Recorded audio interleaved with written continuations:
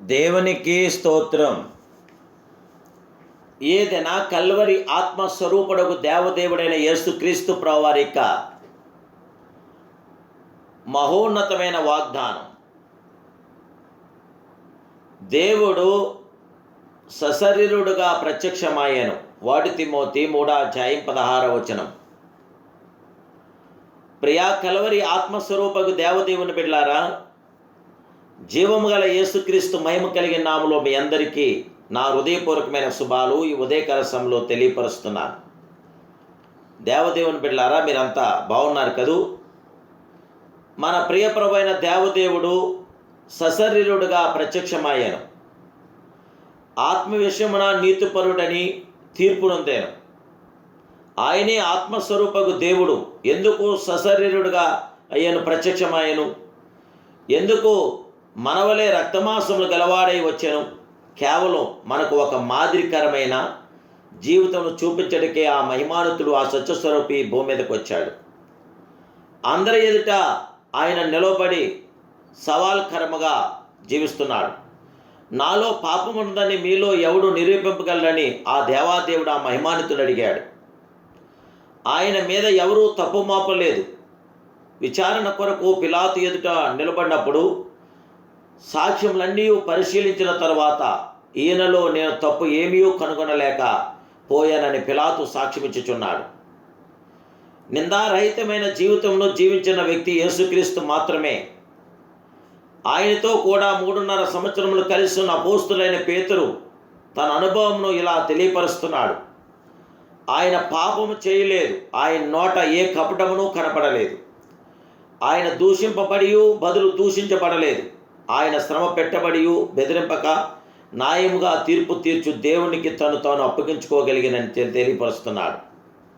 యేసుక్రీస్తు పాపం లేని వాడై పవిత్రముగా జీవించినందున ఆయన రక్తము మన పాపములు కడిగి మనను పరిశుద్ధపరచుటకు శక్తిగలదై ఉన్నది.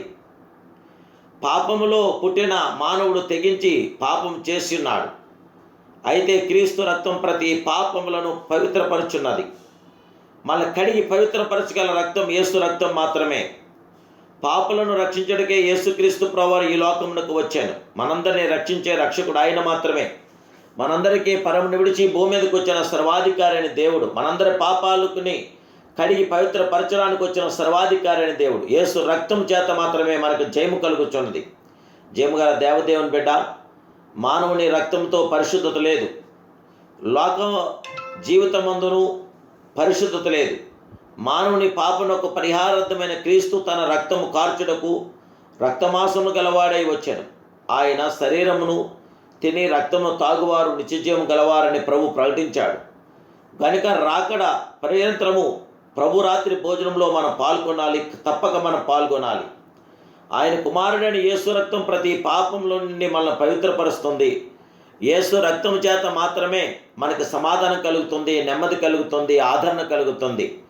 యేసు రక్తం చేత మాత్రమే శత్రువును మనం జయించగలుగుతున్నాం. యేసు రక్తం చేత మాత్రమే అనారోగ్యాన్ని మనం జయించగలుగుతున్నాం. యేసు రక్తం ద్వారా మాత్రమే మనకి పరిపూర్ణత కలుగుతుంది. ఆయనే సశరీరుడుగా ప్రత్యక్షమయ్యాడు. ఆయన సంపూర్ణమైన కార్యాభివృద్ధిని మన జీవితంలో జరిగిస్తున్న మహావీర చక్రవర్తి, మహోన్నతుడు, పరిశుద్ధుడు, పరిపూర్ణుడు ఆయనే కనుక ఆయన యొక్క శాశ్వతను కృపతో నింపటానికి ఇప్పుడే ప్రభువుని మనసారా స్తుతించి మహింపరిచి ఆయన్ని ప్రార్థిద్దాం. ప్రార్థన. మహాపరిశుద్ధుడు, మహోన్నతుడు, సర్వోన్నతుడు, సర్వాధికారి, ఆత్మస్వరూపుడకు పరమ తండ్రి, నీకు స్తోత్రాలు.